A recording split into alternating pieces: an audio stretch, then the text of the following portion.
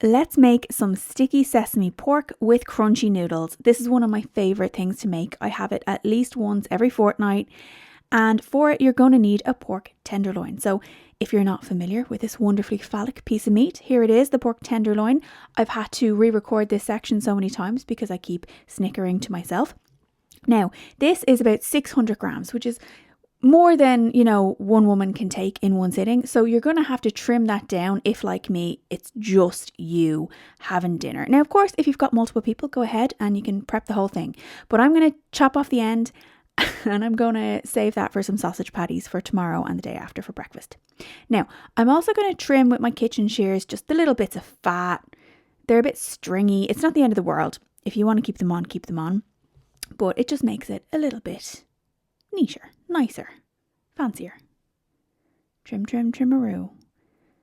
Yeah, I kind of went to town there on that. Yeah, looking better though, looking better. Okay, so now you want to get that piece of meat and you're going to put that into your foil lined oven tray. I should mention at this point that your oven should be preheating as we speak, okay? So it should be preheating to 180 and that's Celsius. Now I'm going to make my little glaze that's going to go over this bit of pork. In it, I need sesame oil. Now, I am very lackadaisical when it comes to my measurements, so I'm going to say about 2 tablespoons.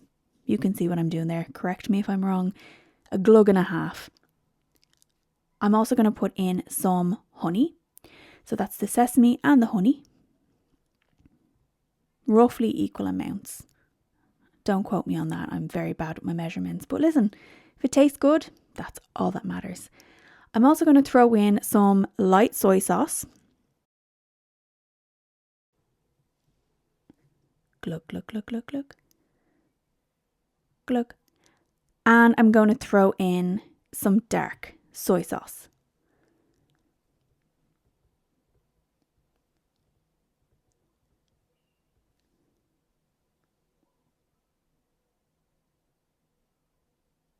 Now you're going to want to mix that up. It's going to take a minute. Be patient.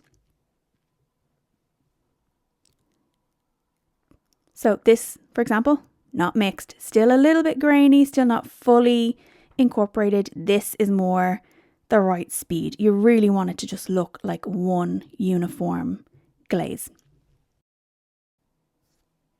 So we get our tenderloin and we're going to give it a bit of a sprinkle of salt. I just use my little coarse sea salt grinder mill thing and just go over that. And then you want to dump out that bowl of glaze just all over the tenderloin. Leave no glaze behind. Scrape it out there, get it all on.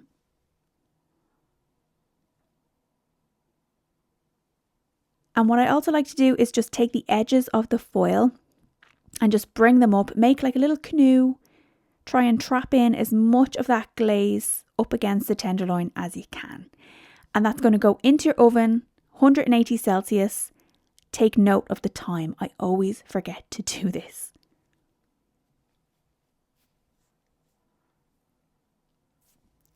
Next, we want to go into our cupboard and grab some noodles. I usually just use like egg noodles. Any noodles are fine, but the medium egg noodles are my favourite. Throw it in your little pot, put your boiling water over it, bring it up to a little bubbly boil, reduce it down and let it simmer. This only takes about 5-6 minutes usually once the hot water goes on. Now when it's cooked and you drain off that hot water, you want to give it like a cold water bath. Flush it out with cold water. Try and get the liquid to run as clear as you can. If you need to get in there with your hand, give a little zhuzh around in the cold water. You just want to make sure these noodles are stone cold and separated. Then drain them off and we're going to make up another little batch of glaze. It's pretty much like the same. There's just one extra ingredient. So I suppose like a little reminder, we have our sesame oil. Need to put that on the shopping list. Running out.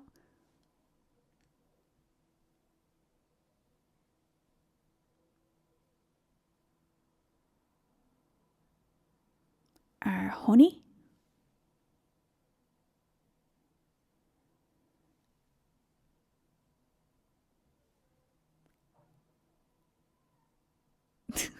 Spilling everywhere. Our dark soy, and we're going to do light soy as well. never realised how slow I moved until I had to do audio. And the one extra thing that we're going to put in here is oyster sauce.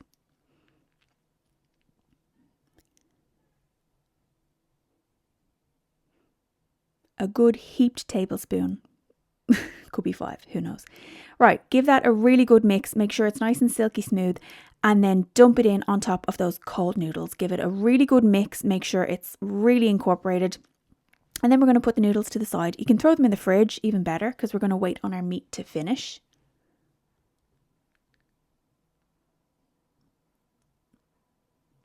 We can go ahead and prep veggies as well while we're waiting. I'll show you what veggies I used in a second.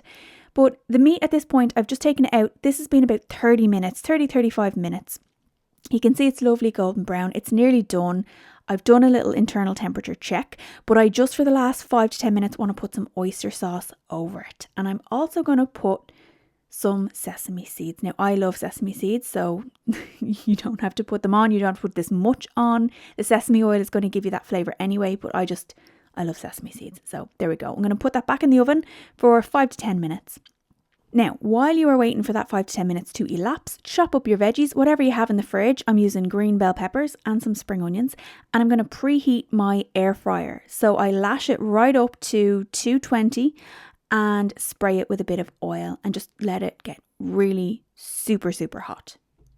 Okay, 5-10 minutes later, we take out our meat. You can go ahead, you can do like a double check if you're not 100% confident with your internal meat probe. Consult Google. I think it's around 65 Celsius it should be internally. I tend to go a bit higher because I just hate any like pinkness in my pork. It makes me skeeve. So I always kind of go that slightly bit overdone. But altogether that's like 35 to 40 minutes for this little bit of tenderloin. Now, cold noodles into air fryer, sesame seeds. I will admit I lost control of the bottle, but like just give it a stir. It's like, where'd they go? Yeah, you don't even notice. Now, lash them in for 5 minutes or so. That is all you need, straight up at 220, max heat. We only want like the edges to crisp. We don't want them to dry out. We don't want them to burn. And, your meat can rest at this point while the noodles are in there. Just keep an eye on the noodles, baby them a little bit, give them a little shake in the drawer. You really want the noodles to just have 5 minutes until the edges are crisp. Avoid the temptation to slice into this meat. Let that be the last thing that you do. Just rest it as long as you can. Now, when your noodles are done, you can dish them up, throw your veggies on and slice into your tenderloin.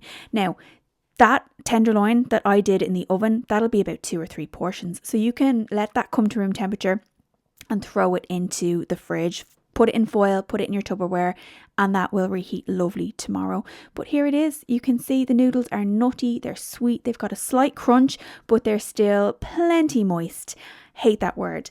Similar, your pork tenderloin. I've probably overcooked it even slightly compared to, the way it should be, but this is how I prefer it. It's still really, really tender.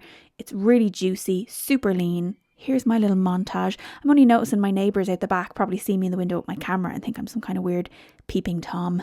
Oh well, what can you do? But go ahead, give it a try. That is my sticky sesame pork with crunchy noodles. I hope you like it.